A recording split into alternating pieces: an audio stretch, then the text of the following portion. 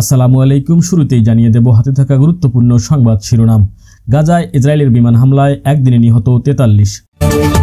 প্রস্তুত পাকিস্তান সেনাবাহিনী, ভারতের বিরুদ্ধে কঠোর হুঁশিয়ারি।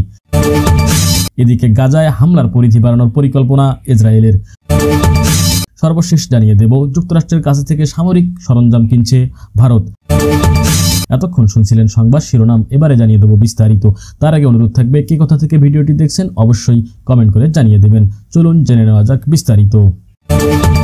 ভারতের পেহেলগামে বন্দুক হামলায় 26 জন নিহত হওয়ার ঘটনার জেরে ভারত যদি যুদ্ধ পরিস্থিতি তৈরি করে তাহলে দাঁত ভাঙ্গা জবাব দেওয়া হবে, এমন কঠোর হুঁশিয়ারি দিয়েছে পাকিস্তান সেনাবাহিনী।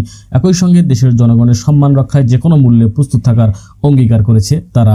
পাকিস্তানের রাওয়ালপিন্ডিতে সেনা সদর দপ্তরে সেনাপ্রধান জেনারেল ওসিম মুনিরের নেতৃত্বে অনুষ্ঠিত special corps commanders conference CC এর পর ঘোষণা দেওয়া হয়। বৈঠকে অংশগ্রহণকারী শীর্ষ সেনা কর্মকর্তারা পাকিস্তানের সার্বভৌমত্ব ও আঞ্চলিক অখণ্ডতা রক্ষায় অটল থাকার অঙ্গীকার করেন।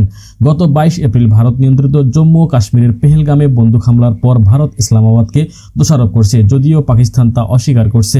উত্তেজনা আরও বাড়িয়ে ভারত ইতিমধ্যে সিন্ধু জল চুক্তি স্থগিত করেছে, পাকিস্তান ভিসা বাতিল এবং ওয়াগা সীমান্ত বন্ধ সহ একাধিক পদক্ষেপ গ্রহণ করেছে।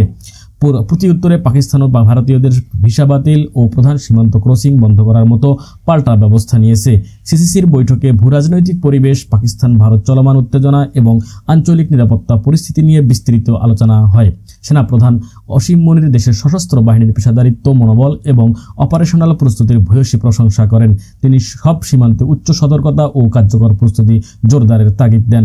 এমন প্রেক্ষাপটে দুই পরমাণু শক্তিধর দেশের মধ্যে নতুন করে সৃষ্ট উত্তেজনা দক্ষিণ এশিয়ার নিরাপত্তার জন্য উদ্বেগজনক হয়ে উঠছে।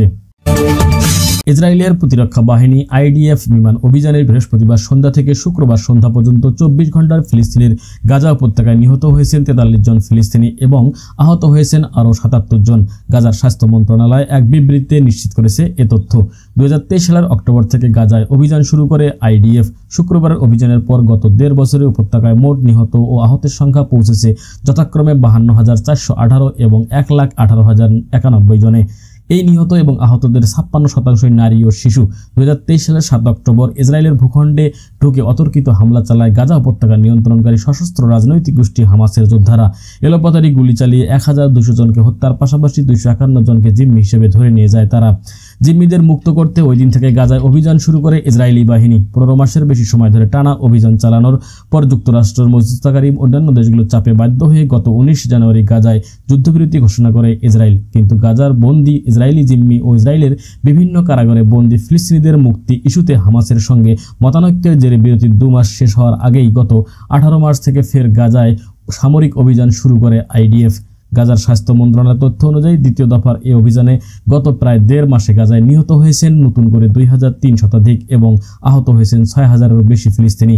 যে 251 জন জিম্মিকে হামাসের যোদ্ধারা ধরে নিয়ে গিয়েছিল তাদের মধ্যে এখনও অন্তত 35 জন জীবিত রয়েছে বলে ধারণা করা হচ্ছে। IDF ঘোষণা দিয়েছে যে সামরিক অভিযানের মাধ্যমে তাদের উদ্ধার করা হবে। জাতিসংঘ ও আন্তর্জাতিক সম্প্রদায়ের পক্ষ থেকে এ পর্যন্ত বেশ কয়েকবার গাজায় সামরিক অভিযান বন্ধের জন্য ইসরায়েলি প্রধানমন্ত্রী বেঞ্জামিন নেতানিয়াহুকে আহ্বান জানানো হয়েছে। ইতিমধ্যে জাতিসংঘের আদালত নামে পরিচিত ইন্টারন্যাশনাল কোর্ট অফ জাস্টিসে ইসরায়েলের বিরুদ্ধে গণহত্যা মামলাও দায়ের করা হয়েছে।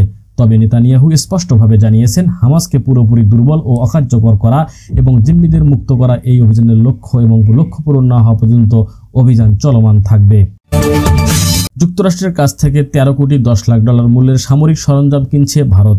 ইতিমধ্যে এ সংক্রান্ত একটি প্রস্তাব অনুমোদন দিয়েছে মার্কিন পররাষ্ট্র মন্ত্রণালয়। গতকাল শুক্রবার যুক্তরাষ্ট্রের পররাষ্ট্র মন্ত্রণালয় থেকে প্রদান করা এক বিবৃতিতে জানানো হয়েছে এ তথ্য।